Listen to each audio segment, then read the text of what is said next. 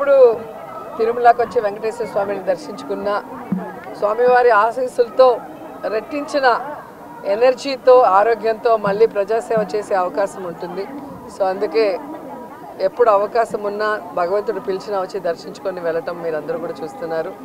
So మన రాష్ట్రం బాగుండాలి, జగనన్న మళ్ళీ మళ్ళీ ముఖ్యమంత్రి అవ్వాలి, ఈ రాష్ట్ర ప్రజల సమస్యలన్నీ దూరమై అందరూ కూడా సంతోషంగా ఉండాలి, అందులో మేము ఉండాలని మనస్ఫూర్తిగా కోరుకుంటున్నాం. మీరు పేపర్ తిప్పేసి చూస్తే తెలుస్తుంది. ఎవ్రీ డే గడప గడపకి పల్లె నిద్ర చేస్తూ ఏ విధంగా ప్రజలకి అభివృద్ధి కార్యక్రమాలు భూమి పూజలు చేస్తూ తిరుగుతున్నారో మీరు చూస్తున్నారు. అలాగే క్యాబినెట్ మీటింగ్స్ కానీ లేదా పార్టీ కార్యక్రమాలు ఏవైనా కూడా ఎప్పుడూ ఫస్ట్ వరుసలో నేనే ఉంటా.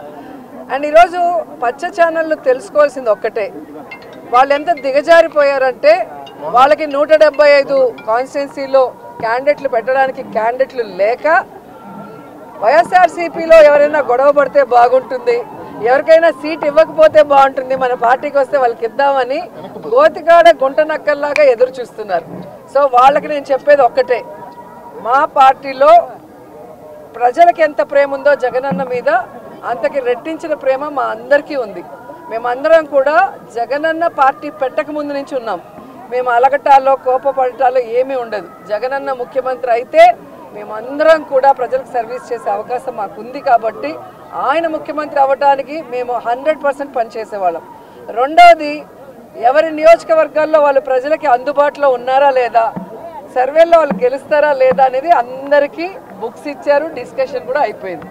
సో ఎవరికైతే ప్రజల్లో తిరగని వాళ్ళకి సీట్లు లేదు అంటే వాళ్ళకి కూడా అవకాశం ఇచ్చారు. ఒక 8 monthsగా మళ్ళీ తిరిగి సర్వేల్లో కొంచెం పెంచుకోండి అని. ఎందుకంటే ఎక్కడా కూడా జగనన్న మీద ఎవరికి వ్యతిరేకం లేదు.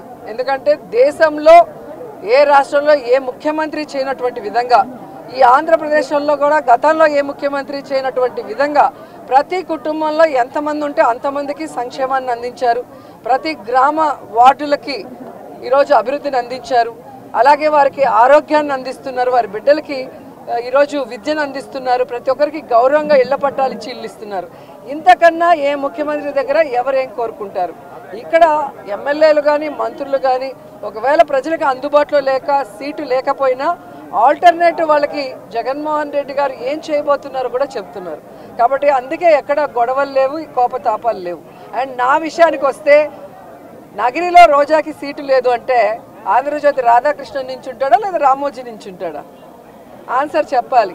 ఈరోజు చంద్రబాబు నాయుడుకి ఒక చోట నించుండే దానికి దమ్ము లేదు, పవన్ కళ్యాణ్కి ఒక చోట నించునే దానికి దమ్ము లేదు.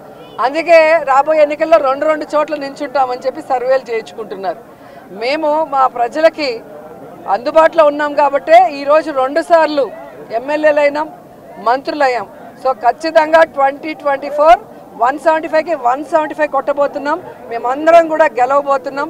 మళ్ళీ ప్రజల ఆశీస్సులతో ప్రజలకి సర్వీస్ కూడా చేయబోతున్నాం అనేది పచ్చపత్రికలు తెలుసుకోవాలి. ఎవరికి ఇచ్చినా నాకు ఇబ్బంది లేదు. నేనైతే జగనన్న సైనికురాల్ని, జగనన్న కోసం నా ప్రాణమైనా ఇస్తాను. అనేక సందర్భాల్లో చెప్పని రాసి పెట్టుకోండి. అండ్ ఎవరైతే సునకానందం పొందాలనుకుంటున్నారో రోజాకి సీటు లేదు అని ఒక స్టోరీ లేసి, అది మీకు కొన్ని రోజులకి మాత్రమే సునకానందం.